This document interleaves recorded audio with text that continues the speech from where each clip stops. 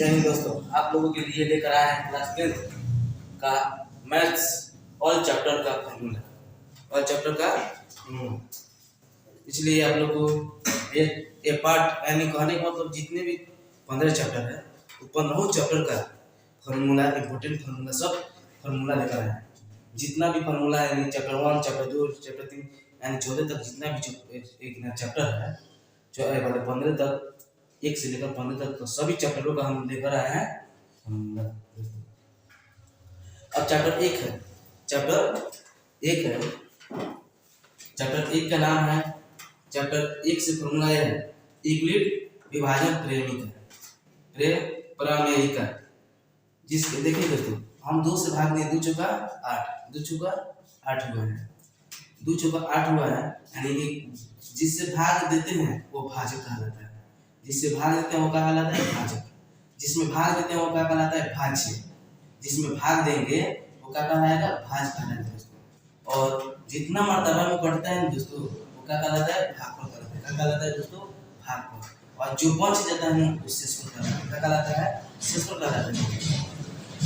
इसी तरह एक चर संख्या दी, इसी तरह क्या किए, ए बी सी ठीक है, यानी ए से जेड तक की चार छुड़िए है, यानी बी से भाग लिए हैं, ए में भागफल हमारा बी आया है, शेषफल आ रहे हैं।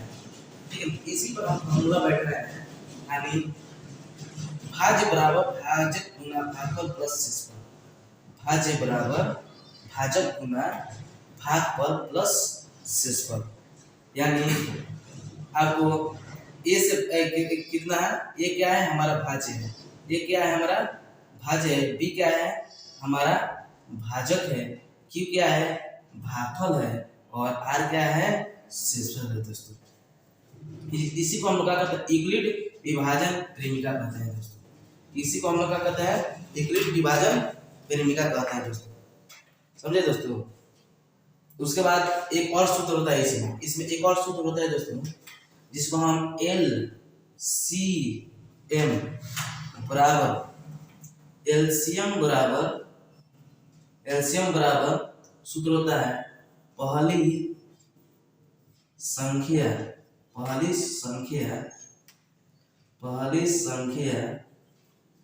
गुना दूसरी संख्या बटा HCF। क्या होता है?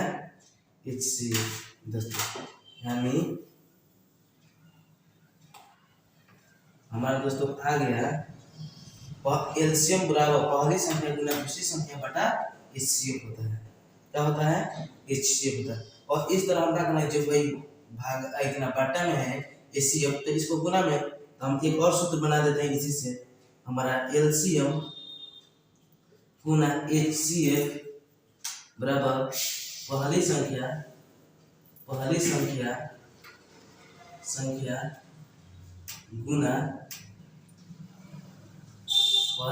गुना दूसरी संख्या, थोड़ा और नीचे दूसरी संख्या, यानी एलसीएम गुना HCF बराबर पहली संख्या गुना दूसरी संख्या। यानी चैप्टर 1 में कितने?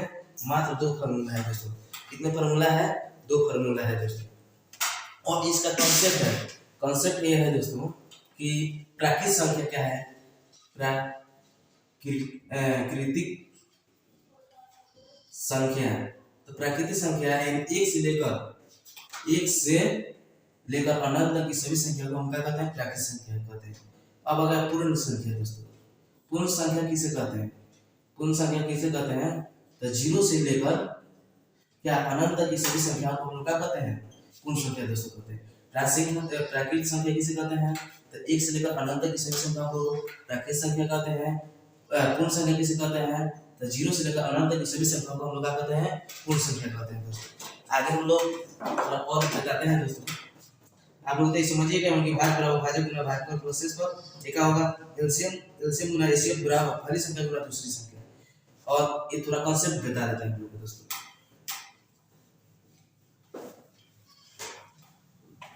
कॉन्सेप्ट एक और आया है, परिमेय संख्या किसे कहते हैं? में संख्या किसे कहते हैं? तो परिमेय संख्या किसे कहते हैं? तो जो संख्या p बाई q के रूप में लिखा जा सकता है, p बाई q के रूप में लिखा जाए उसे परिमेय संख्या कहते हैं। जो संख्या p बाई q के रूप में नहीं लिखा जा सकता है, नहीं लिखा जा सकता, उसे क्या कहते हैं? अपरिमेय संख्या कहते हैं दोस्तों। क्या कहते हैं? अपरिमेय संख्या कहते हैं दोस्तों। यानी जो संख्या p बाई q के रूप में लिखा जा सकता है उसे परिमेय संख्या कहते हैं, जो संख्या p बाई q के रूप में नहीं लिखा जा सकता उसे अपरिमेय संख्या कहते हैं दोस्तों। अब आते हैं और एक ना अभाज्य संख्या, भाज्य संख्या। भाज्य संख्या किसे कहते हैं? भाज्य संख्या दोस्तों, भाज्य संख्या किसे कहते हैं दोस्तों? तो भाज्य संख्या उसे कहते हैं जो संख्या एक से स्वयं से कटे और किसी और भी संख्या से कटे। एक से कटे वहीं करे, अपने से ही कटे, अपने संख्या से कटे या किसी और भी संख्या से कटे, उसे भाज्य संख्या कहते हैं। जैसे कहने का मतलब हमारा बात यही हुआ, 9 1 से भी कटेगा, 9 से भी भाग लग जाएगा, 3 से भी भाग, यानी 1 से लग वहीं करे और स्वयं 9 से ही लगे, एक और संख्या यानी किसी और संख्या से लगे उसे भाज्य संख्या कहते हैं। 9 एक क्या है? भाज्य संख्या। 18 क्या है? भाज्य संख्या। 18 1 से भी लगेगा, 2 से भी लगेगा, 3 से भी लगेगा और 6 से भी लगेगा, 18 से भी लगेगा और 9 से भी लगेगा। यानी 1 से तो लगे रहा है, स्वयं से भी लग रहा है, और देखो 2 से, 3 से, 6 से, 9 से, यानी 4 और संख्या से बट रहा है। इसका मतलब क्या है? 18 एक भाज्य संख्या है। अब आते हैं अभाज्य संख्या। क्या 7 लेकिन अभाज्य संख्या है? 7 एक क्या भाज्य संख्या है? तो देखिए दोस्तों, 7 एक भाज्य संख्या नहीं, क्योंकि 7 एक से कट ही रहा है और स्वयं से भी कट रहा है। क्या किसी और भी संख्या से कट रहा है? 7 क्या 2 से कट रहा है, 3 से कट रहा है, 4 से कट रहा है, 5 से कट रहा है, 6 से कट रहा है? नहीं, 7 से कटता है। 1 से कटता है, 7 से कटता है। तो क्या है? 7 एक क्या है? भाज्य संख्या। अभाज्य संख्या क्या है? अभाज्य संख्या है दोस्तों, समझिए। आप इतना सब पूछा जाए सबसे छोटी अभाज्य संख्या क्या होती है? तो दोस्तों 2 होती है। सबसे छोटी अभाज्य संख्या क्या होती है दोस्तों? तो 2 होती है। सबसे छोटी अभाज्य संख्या क्या होती है? तो 2 होती है। बहुत बार जीके पूछा है कि सबसे छोटी अभाज्य संख्या क्या होती है? तो 2 होती है दोस्तों।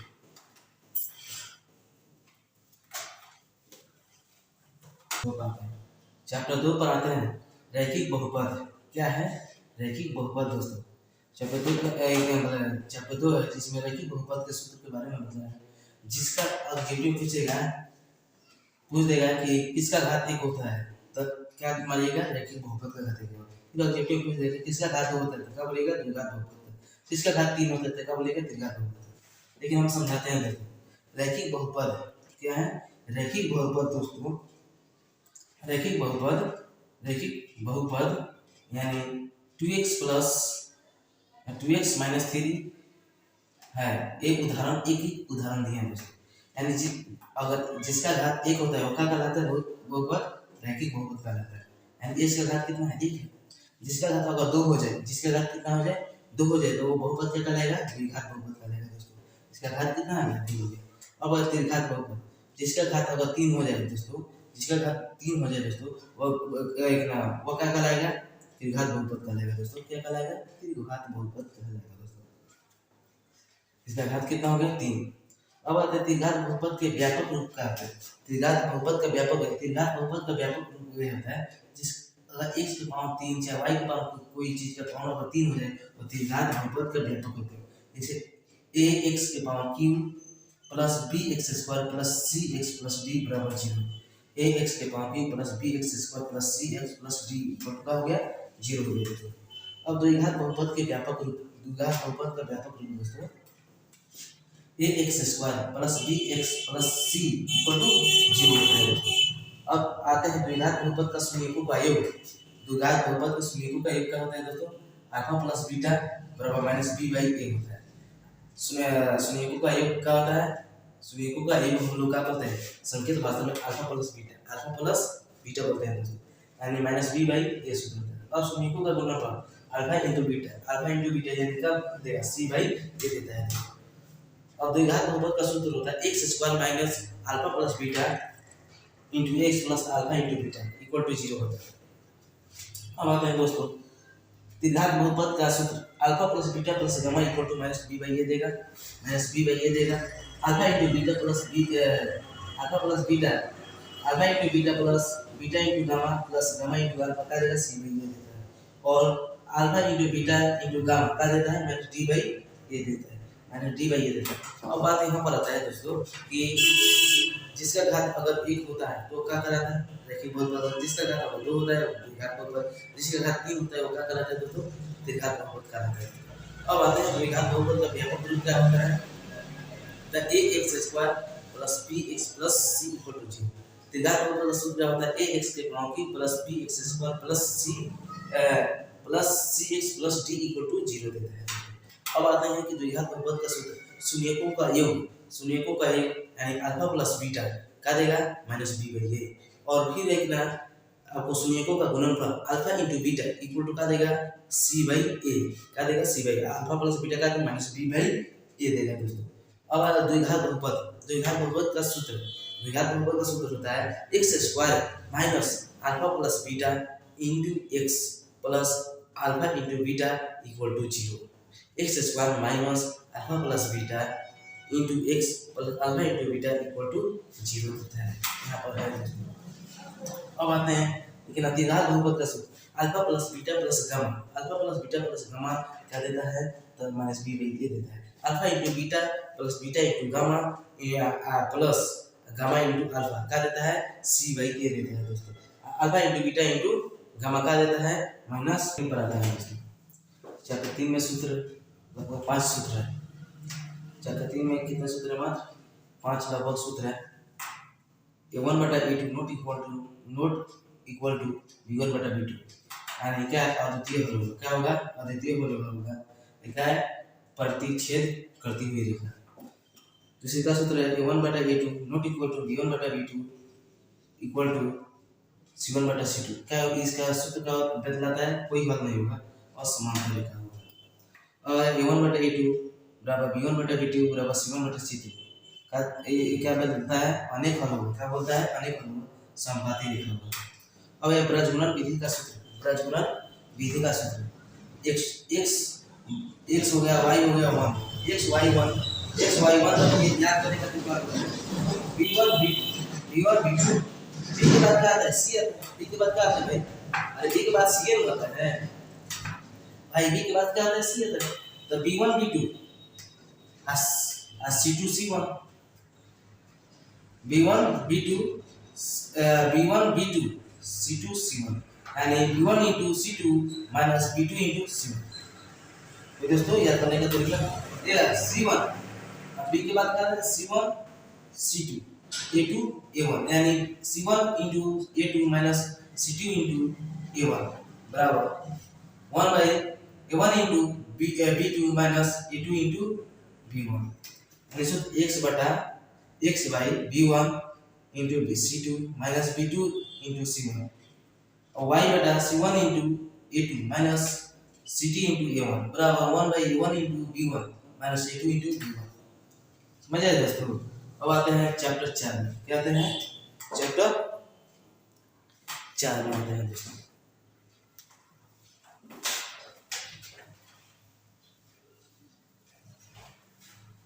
अब आते हैं चैप्टर 4 में आते हैं दोस्तों, चैप्टर 4 में आते हैं दोस्तों। अब पूछता है द्विघात बहुपद का व्यापक या मानक रूप बताएं। द्विघात बहुपद का व्यापक या मानक रूप क्या देता है, ax² plus bx plus c equal to का देता है, यानी ax² plus bx plus c देता है दोस्तों। अब आते हैं एक d का सूत्र होता है दोस्तों, b² माइनस 4ac, d बराबर b² माइनस 4ac सूत्र होता है दोस्तों। एक मूल होता है, मूल का सूत्र होता है minus b plus minus root under d by 2a होता है।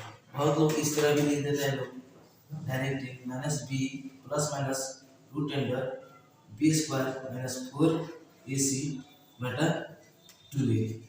कोई दिक्कत है दोस्तों? यानी अब है द्विघात बहुपद का व्यापक या मानक रूप क्या होगा?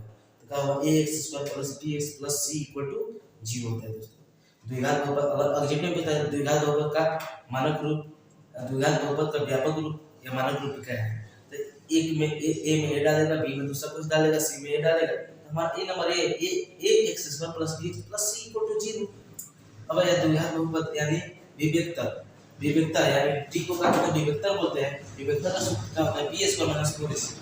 अब यह मूल -b ± d/2a होता है, और यह एक होता है -b ± b² - 4ac बटा 2a। एक और सूत्र होता है दोस्तों। अब द्विघात बहुपद का सूत्र क्या होता है?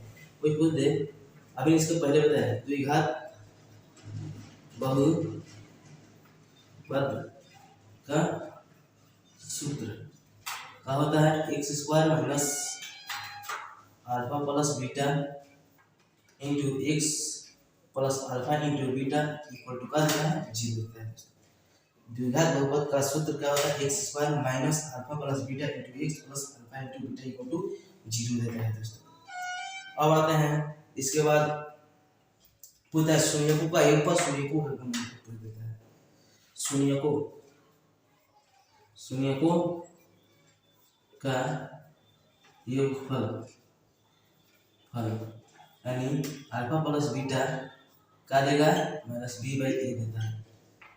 शून्यकों का गुणनफल क्या देता है? α इंटू बीटा क्या देता है?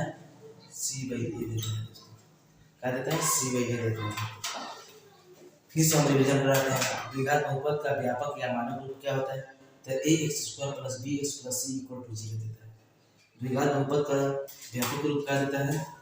व्यापक रूप या मानक रूप क्या है? तो x² + bx + c = 0। d = b² - 4ac मूल बराबर -b ± √d/2a होता है। और एक और सूत्र होता है -b ± √b² - 4ac बटा 2a। अब द्विघात बहुपद का सूत्र x² - α + β into x + α into beta equal to 0। और शून्यकों का योगफल दोस्तों, तो α + β इक्वल टू -b/a देता है। तो शून्यकों का योगफल क्या है? α + β इक्वल टू -b/a देता है। शून्यकों का गुणनफल α इंटू बीटा बराबर है c/a। लगभग 3 4 5 होते हैं। पहला सूत्र है an का सूत्र है an सूत्र a + n - 1 into d। an बराबर a + n - 1 इंटू d होता है। क्या होता है? d क्या है? सार्व अंतर है। क्या है? सार्व अंतर है। ये क्या है? प्रथम पद। क्या है? प्रथम पद है दोस्तों। ये क्या है? हमारा प्रथम पद है। और n क्या है? पदों की संख्या है। पदों की संख्या है। यह हमारा पदों की संख्या है दोस्तों। ठीक है दोस्तों। अब आप n हमारा पदों की संख्या है। पदों की संख्या क्वेश्चन का सुनता है कि हमारा चैप्टर 5 में चैप्टर का एक समांतर श्रेणी है। ये an का सूत्र है a + n - 1 इंटू d। इसको d की समांतर सार्वंतर कहते हैं। n का पदों की संख्या कहते हैं। एक है प्रथम पद है दोस्तों। अब आते हैं अगले यदि पर आते हैं दोस्तों। अगला सूत्र पर आते हैं।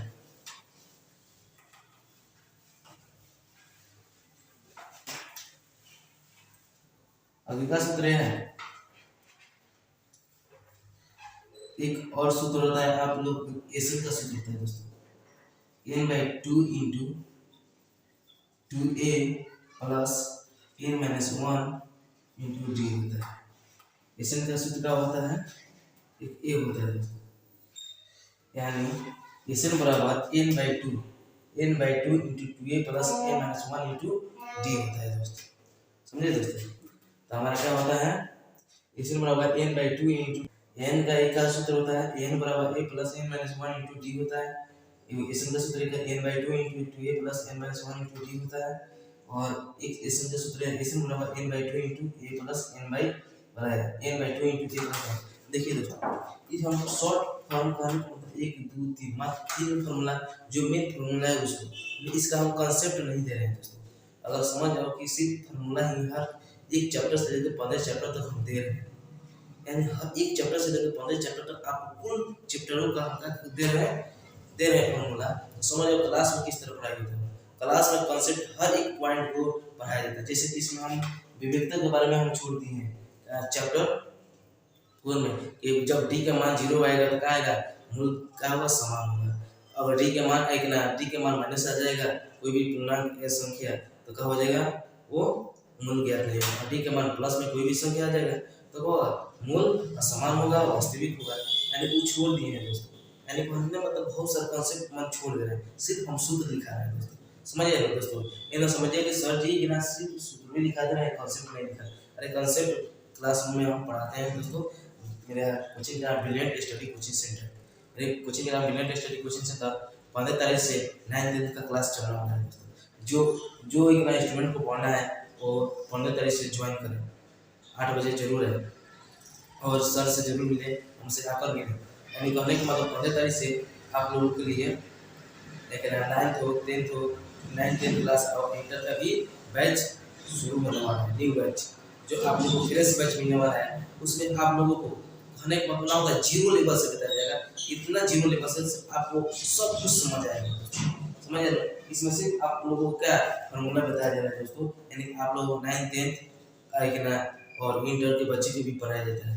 यहाँ पर आप लोग आइए और सर से जरूर मिलिए, हर एक कॉन्सेप्ट हमसे आकर मिलिए, और हर एक कॉन्सेप्ट को, हर एक पॉइंट को, बहुत सारा इसमें पॉइंट हम छोड़ दे रहे हैं, इसमें बहुत सारा पॉइंट हम छोड़ दिए हैं। समझ रहे हैं?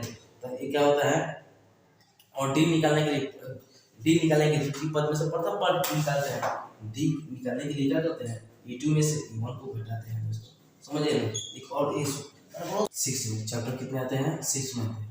इसका क्या कहते हैं, त्रिभुज। चैप्टर 6 का नाम क्या है, चैप्टर 6 का नाम है त्रिभुज, जिसको हम इंग्लिश में ट्रायंगल बोलते हैं। क्या बोलते हैं, ट्रायंगल बोलते हैं दोस्तों। अब क्या कहते हैं, एक त्रिभुज बना है, क्या है, एक त्रिभुज है, इसको इस बिंदु को क्या कहते हैं, शीर्ष बिंदु कहते हैं। क्या कहते हैं दोस्तों, शीर्ष बिंदु। इसको क्या कहते हैं, शीर्ष बिंदु कहते हैं। इसको हम लोग क्या कहते हैं, इसको हम भुजा कहते हैं, इसको भी भुजा कहते हैं, इसको भी भुजा कहते हैं। जो इसकी कोण इकाई होता है, कोण कहा जाता है, क्या है, कोण है। देखो कोण है, कहने का मतलब ये है कि देखो दोस्तों, और ये क्षेत्रमिति वाला पार्ट है दोस्तों। कहने का मतलब त्रिभुज वाला पार्ट है, क्षेत्रमिति वाला पार्ट में विद्या में कोण कितना होता है, बहुत सारा कोण, 3 प्रकार के कोण होता है। फिर भुज है, त्रिभुज के बारे में 6 प्रकार के, इस सब बारे में पढ़ाना होगा।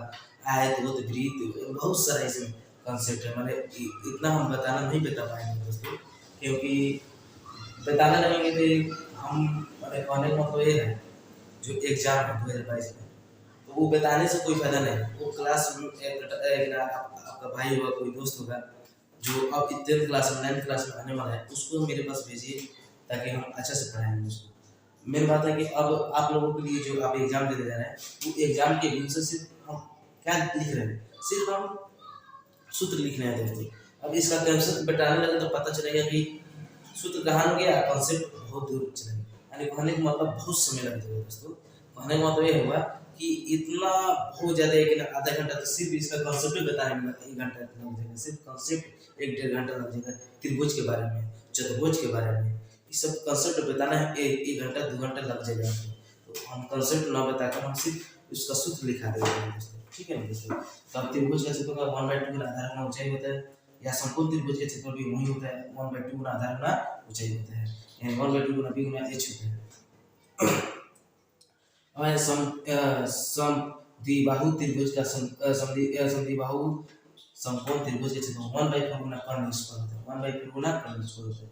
अब यह त्रिभुज की अर्ध परिमिति का सूत्र होता है, त्रिभुज की अर्ध परिमिति का सूत्र होता है a plus b plus c/2 हो जाता है। और जिस समद्विबाहु त्रिभुज के सूत्र निकालने के लिए, क्षेत्रफल निकालने के लिए अर्ध परिमिति निकालकर और त्रिभुज के क्षेत्रफल में यानी s इसको हम अर्ध परिमिति को हम एस से डिनोट करते हैं। कौन चीज से डिनोट करते हैं? एस से डिनोट करते हैं दोस्तों।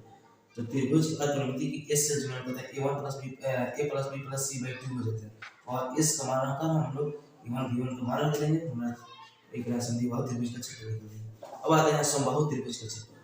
कहते हैं समबाहु त्रिभुज का क्षेत्रफल आता है 1√3/4 गुना भुजा स्क्वायर। 3/4 गुना भुजा। हम लोग भुजा को ए से भी दर्शा सकते हैं। तो 1/3/4 गुना ए स्क्वायर होता है। अब आया समबाहु त्रिभुज की परिमिति होता है 3 गुना भुजा। है कि समबाहु त्रिभुज के 3 भुजा का होता है बराबर होती है, इसलिए 3 गुना भुजा कर देते हैं। अब आया समबाहु त्रिभुज की अंतर्गत त्रिभुज वृत्त त्रिज्या। एक समबाहु त्रिभुज है, उसके अंतर्गत एक वृत्त बना होता है, उसकी त्रिज्या निकालने के लिए तो त्रिज्या किस तरह निकलेगा? r निकालने के लिए सूत्र होता है a/2√3 होता है। अब एक त्रिभुज दिया है, उसके चारों तरफ से कॉर्डिनेट मतलब ए होता है दोस्तों। एक त्रिभुज के बाहर एक क्या बना है? वृत्त बना है, ठीक है ना? त्रिभुज के बाहर एक वृत्त बना और वृत्त का क्षेत्रफल यानी समबाहु त्रिभुज के बाह्य वृत्त की त्रिज्या क्या होगी? तो a/√3 सूत्र होता है इसका। समझ आए दोस्तों? अब आगे हम लोग यदि करते हैं, कंटिन्यू करते हैं। कितना होता है? 360 डिग्री। तो बहुभुज के अंत कोणों का योग कितना है? n-2 गुना 180 डिग्री होता है। कितना होता है? बहुभुज के अंत कोणों का योग होता है n-2 गुना 180 डिग्री होता है। बहुभुज की विकर्णों की संख्या कितनी होती है? n × n-3/2 होती है। बहुभुज की विकर्णों की संख्या कितनी होती है? n × n-3/2 होती है। समलंब चतुर्भुज का क्षेत्रफल क्या होता है? 1/2 गुना a + b गुना h होता है। समलंब चतुर्भुज का क्षेत्रफल 1/2 गुना a + b × h होता है। समचतुर्भुज का क्षेत्रफल 1/2 गुना d1 × d2। यानी d क्या है? विकर्ण होता है। क्या होता है? विकर्ण होता है दोस्तों। ये भी विकर्ण होता है दोस्तों, ठीक है दोस्तों। तो समचतुर्भुज का क्षेत्रफल 1/2 × d1 × d2। समांतर चतुर्भुज का क्षेत्रफल क्या होता है? आधार गुना ऊंचाई होता है। समांतर चतुर्भुज का क्षेत्रफल क्या होता है? आधार गुना ऊंचाई होता है। अब आते हैं यहाँ पर है चतुर्भुज के चतुर्भुज का कोणों का योग 360 डिग्री। चतुर्भुज का कोण का योग n-2 × 180 डिग्री। बहुभुज की विकर्णों की संख्या कितनी होती है? तो n × n-3/2 होती है। समलंब चतुर्भुज का क्षेत्रफल 1/2 × a + b × h होती है। समचतुर्भुज का क्षेत्रफल 1/2 × d1 × d2 होती है। d1 और d2 का विकर्ण होती है। समांतर चतुर्भुज का क्षेत्रफल क्या होता है? आधार गुना ऊंचाई होता है। 7 पर आते हैं, जिसका नाम है निर्देशांक ज्यामिति। जिसका नाम क्या है? निर्देशांक ज्यामिति। पहला बताते हैं कि एक ग्राफ खींचे हैं, इसको हम क्या कहते हैं? प्रथम चतुर्थांश कहते हैं। इस वाले भाग को एरिया को हम प्रथम चतुर्थांश कहते हैं। ये क्या देता है? प्लस देता है। अब आते हैं ये क्या देता है? इसे द्वितीय चतुर्थांश कहते हैं। क्या कहते हैं? द्वितीय चतुर्थांश। ये माइनस प्लस देता है। इसे हम क्या कहते हैं? तृतीय चतुर्थांश कहते हैं। इसे माइनस देता है। और इसे चतुर्थ चतुर्थांश देता है। इसे प्लस माइनस। इस तरह इसमें ऑब्जेक्टिव देता है दोस्तों। 0 क्या देता है? मूल बिंदु। बहुत बार पूछा है कि मूल बिंदु क्या क्या होता है? मूल बिंदु क्या होता है? तो 0 को क्या कहते हैं? मूल बिंदु कहते हैं। 0, 0 को क्या कहते हैं? मूल बिंदु। बहुत बार क्वेश्चन पूछ चुका है दोस्तों कि 3 - 4 किस चतुर्थांश में आते हैं? किस चतुर्थांश में आएगा? किस चतुर्थांश में आएगा? किस चतुर्थांश में आएगा? प्रथम में आएगा। ए में क्या देगा? प्रथम चतुर्थांश। बी में देगा द्वितीय चतुर्थांश। सी में देगा चतुर्थ चतुर्थांश।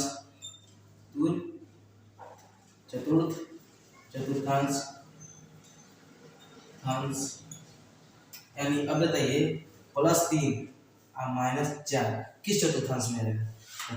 चतुर्थ चतुर्थांश में दोस्तों।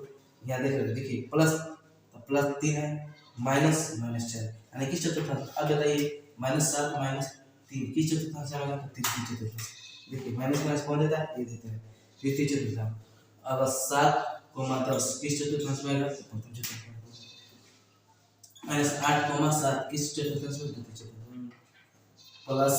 +i 9, किस चतुर्थांश में आएगा?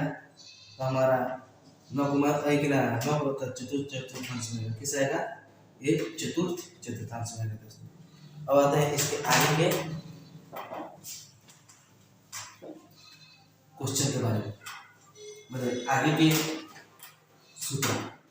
इसके आगे से जो सूत्र है बीच की दूरी, क्या होता है? बीच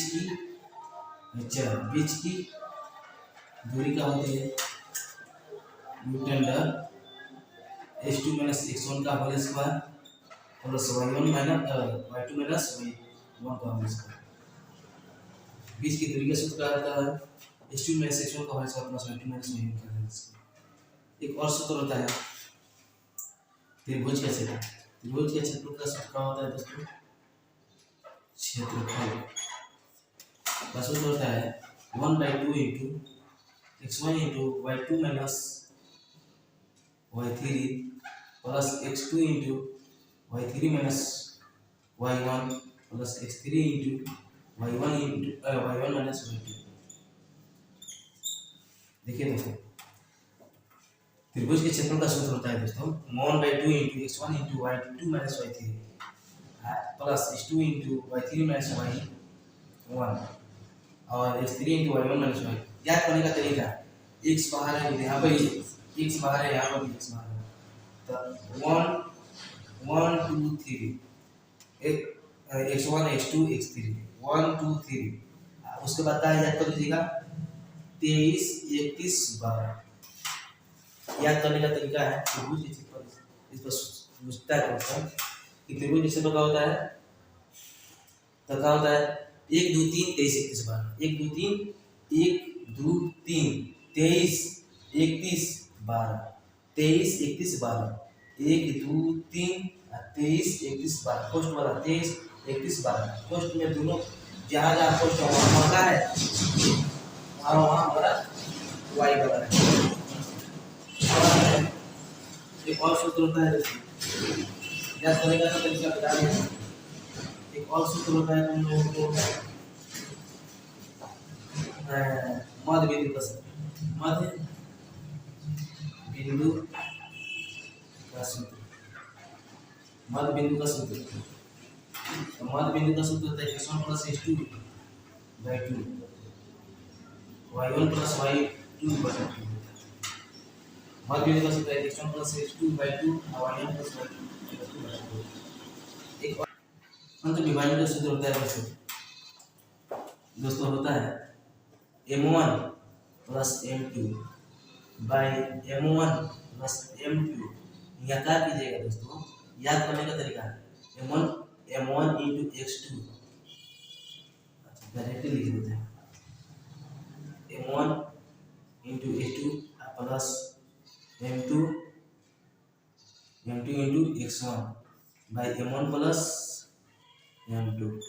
क्या हो गया कि x वाला y वाला एक होता है m1 × y2 plus m2 × y1 बटा m1 + m2। सूत्र होता है अंत विभाजन सूत्र m1 × x2 plus m2 × x1 m1 + m2 y बराबर m1 × y2 plus m2 × y1 m1 + m2। एक बाह्य विभाजन सूत्र होता है, एक बाह्य विभाजन सूत्र होता है।